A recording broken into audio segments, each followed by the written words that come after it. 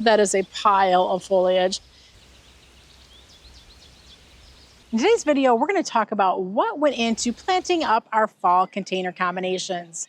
Hi, I'm Heidi from Garden Crossings, and you can see this baby is all planted up and is beautiful for fall.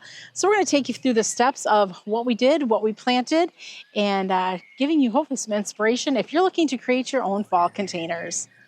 Rod's going to go ahead and replant the annuals in front of the house as well. These are AquaPots. These are the self-watering pots. So the easiest way for him right now is just to kind of cut off that intense canopy of color, which is absolutely gorgeous. And the reason why he's not dumping out everything out of this pot is because when you're doing fall planting, especially here in Michigan, he's going to plant those fall annuals just right into that old potting soil.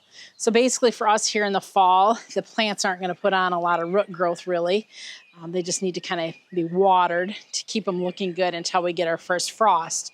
So the reason why you wouldn't want to do the same thing in the spring is because obviously your flowers, when you plant them this spring, they're going to last for 4, 5, 6 months. So you want to make sure you're using fresh potting soil in the spring, because right now this soil has absolutely no nutrients left in it. There's a lot of roots going on in there, and it's smarter to use fresh soil in the spring.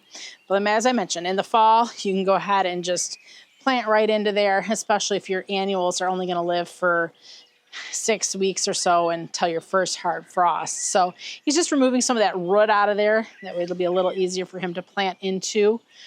These AquaPots will also get filled with water, although because it is fall, one thing we will notice is that the plants are not going to use the water up near as fast as if it was springtime or summertime when there's a lot more heat and a lot more sun.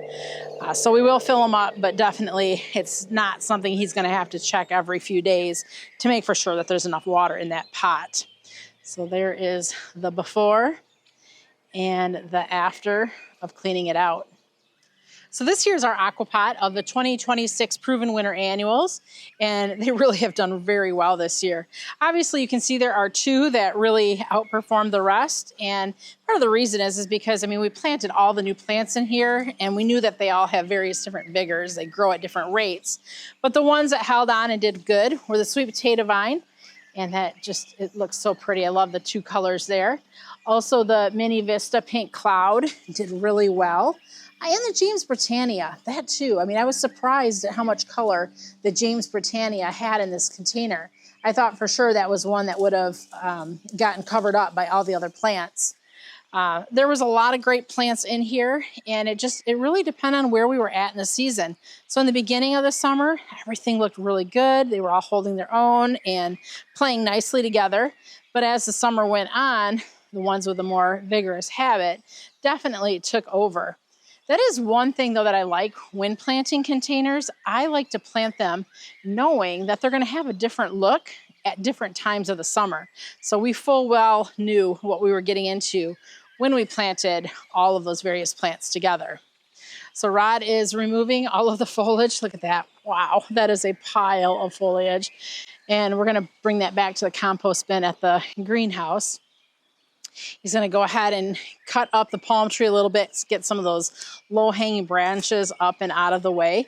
That way when we plant our fall plants in here, they'll kind of not have those branches kind of hanging in their way.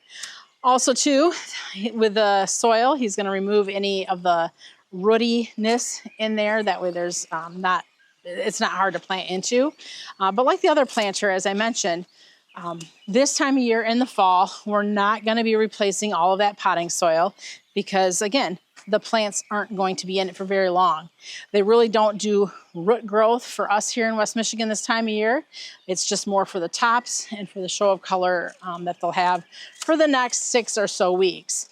So in the spring, as I mentioned earlier, you do want to use fresh potting soil. You want to get rid of the old and bring in new because your plants are going to be in it for several months throughout the season. So Rod brought back basically the whole greenhouse in the back of the trailer here. And not really, but lots of choices. He probably will use them all because why would you, take anything back with you that you brought with you? But he's got a lot of choices in there. There's straw flower, there's celosia, there's Sunbeckia, marigolds, beets, asters, garden mums, peppers, pansies, all kinds of fun, colorful things. Now, with these plants, you can see a lot of them are already in color, with the exception of the mums. And they're going to just continue to do their thing throughout the fall. They don't need to put on root growth because, I mean, basically they've already put on their color show. So they're not going to be putting on much, if any, root growth. And they're going to give us a lot of color. These are going to be plants that once we get our first hard frost, they're going to all get put back into the compost pile because these are not perennials. These are not plants that overwinter here for us in Michigan. Now, some might argue the mums, they could possibly overwinter. But one thing with mums is, especially when you plant them this late in the season, they don't have enough time for their roots to get established a lot of time. And therefore, that's why they don't overwinter, is because they haven't been able to get those roots established. Now, on occasion, we have a surprise and they do overwinter. But we always sell our mums as annuals. And if they do overwinter and are a perennial for you, well, that's kind of a bonus. So for those of you who've watched Rod planting up containers in the past, he is known to pack them babies full, especially in the fall when you need instant color because you're only going to have maybe 4 or 6 weeks of color. So some of the things that he has in this planter, he's got beets. Look at the gorgeous foliage on the beets. And look at it's already putting on its beet. It's pushing that foliage right out of the pot. But that's really cool, the foliage. And I suppose if you're into beets, you could eat those beets. They are edible. Some of the other things he's got going into this planter are marigolds. Kind of a really pretty rusty color marigold. And then we've also got ornamental peppers. There's a couple different colors of peppers. There's red and yellow. Also, he's putting in some asters, which will add in a little bit of purple once they start blooming. Again, we've got a giant Rudbeckia flower there, and there's a lot more buds. So we'll be kind of seeing more of those flowers spring up here over the next few weeks. We've got pansies. Love the frizzle. I think it's Frizzle Sizzle series. They're just very frizzly and ruffly. We've got burgundy mums that are going to go in. And some more of those Frizzle Sizzle pansies. So this is going to have a lot of reds and yellows and oranges and burgundies in it. The perfect colors for fall.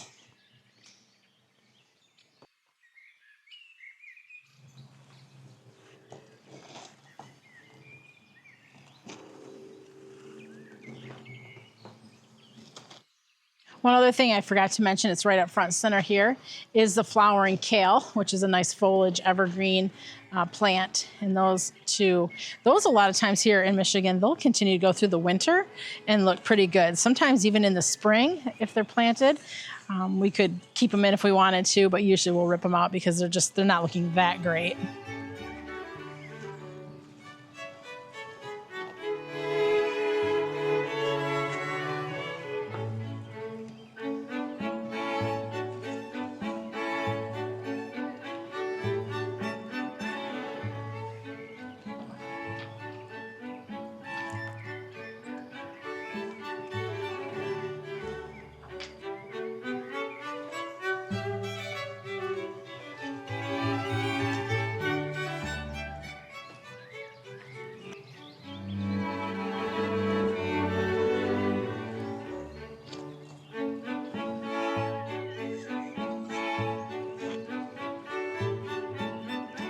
All right, excited to see how this will fill out as we continue over the next few weeks.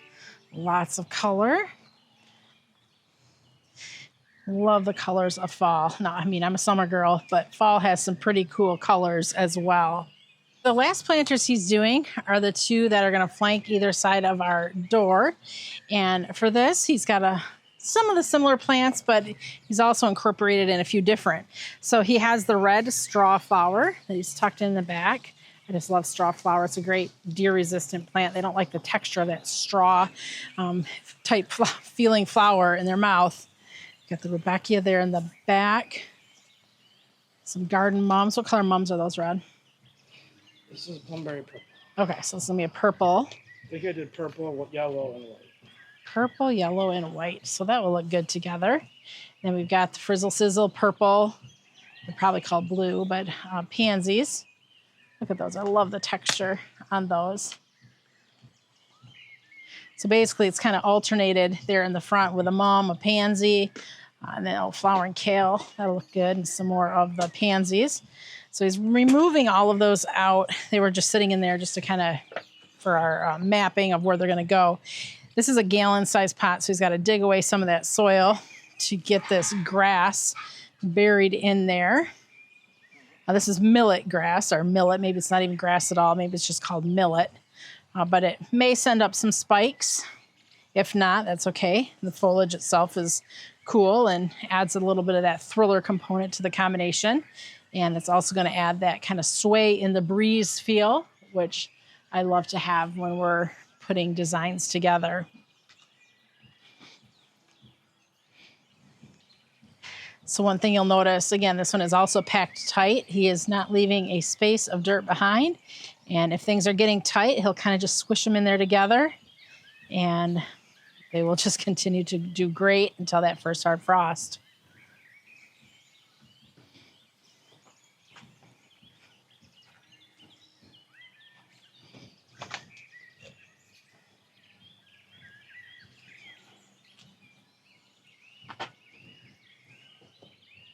There's nothing better than when you get done planting. It's so satisfying to see all those pots thrown all over the grass. That will be something that will come through and get all tidied up. We'll also have to go through and kind of spray off the sidewalk and such too, because there's a lot of debris that's just been left up behind from those massive annuals that were pulled out.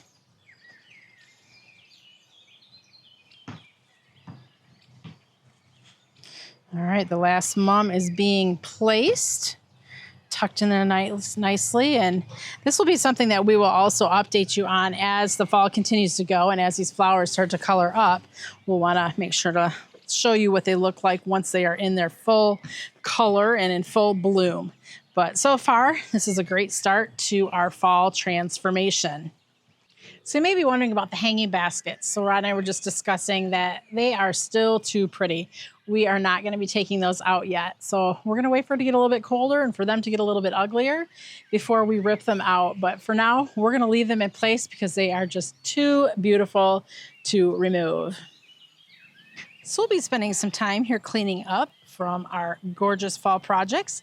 If you have any questions or comments on the containers we planted up or looking for some inspiration for what you can do for your fall planters, we welcome you to subscribe.